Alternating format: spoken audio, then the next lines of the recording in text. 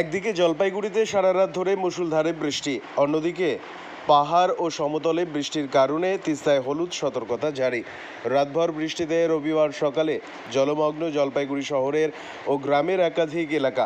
পান্ডাপাড়া, মহামায়াপাড়া, নিউটাউন পাড়া সহ পাহাড়পুর, জমিদারপাড়া, বড়ুয়াপাড়া, বজরাপাড়া একাধিক রাস্তায় জল দাঁড়িয়ে যাওয়ায় ভোগান্তি বাড়ছে।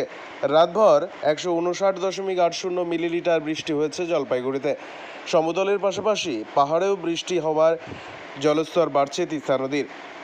তিস্তা দমনি থেকে মেকলিগঞ্জ বাংলাদেশ সীমান্ত পর্যন্ত অসংরক্ষিত এলাকায় হলুদ সতর্কতা জারি করেছে সেচ দপ্তর। রাত্রের থেকে মুষলধারে বৃষ্টি হচ্ছে জলপাইগুড়িতে।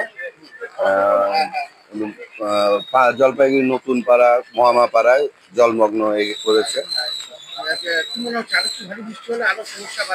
আরো একটু ভারী বৃষ্টি হলে আরো সমস্যা বাড়া স্বাভাবিক। যে হারে বৃষ্টি হচ্ছে চিন্তা সবারই বাড়ছে। কৃষ্ণানাথ।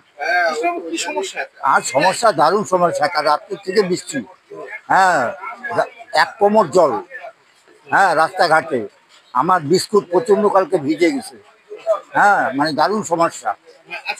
আজকেও এই অবস্থায় চলছে। হ্যাঁ হ্যাঁ, আরো ভালো বৃষ্টি হলে আরো মুশকিলে পড়ে যাবো। দারুণ সমস্যা চলছে। বিজয়পুরে কি? কোথায় বাড়ি?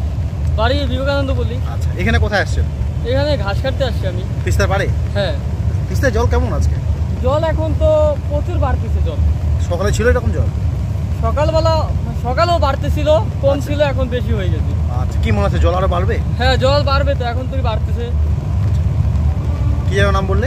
আমার নাম বিজয়পুরে কি।